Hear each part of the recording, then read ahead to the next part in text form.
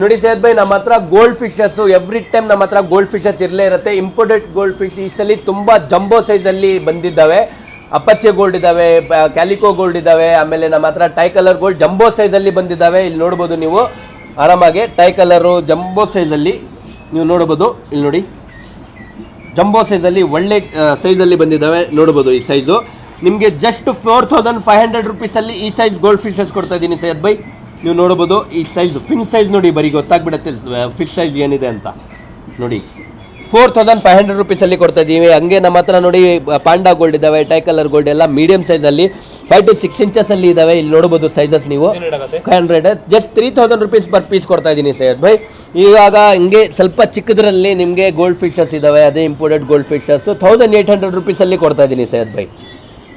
ಸೈಯದ್ ಭಾಯ್, ಇದು imported Thailand ಥೈಲ್ಯಾಂಡಿಂದ import ಮಾಡಿರೋದು gold fish Syed Bhai. ಇದು ಚೆನ್ನೈಯಿಂದ ಕಲ್ಕತ್ತಾಯಿಂದ ತಂದಿರೋದಿಲ್ಲ. ಈ ಸೈಜು ಇಂಪೋರ್ಟೆಡ್ ಗೋಲ್ಡ್ ಫಿಶ್ ನಿಮಗೆ ಬೇರೆ ಕಡೆ ತೊಗೊಳ್ಬೇಕಂದ್ರೆ 10,000 ಮಿನಿಮಮ್ 10,000 ಇಂದ ಕಮ್ಮಿ ಸಿಗಲ್ಲ. ನಾನು ಜಸ್ಟ್ 4500 ರುಪೀಸಲ್ಲಿ ಕೊಡ್ತಾ ಇದ್ದೀನಿ ಸೈಯದ್ ಭಾಯ್.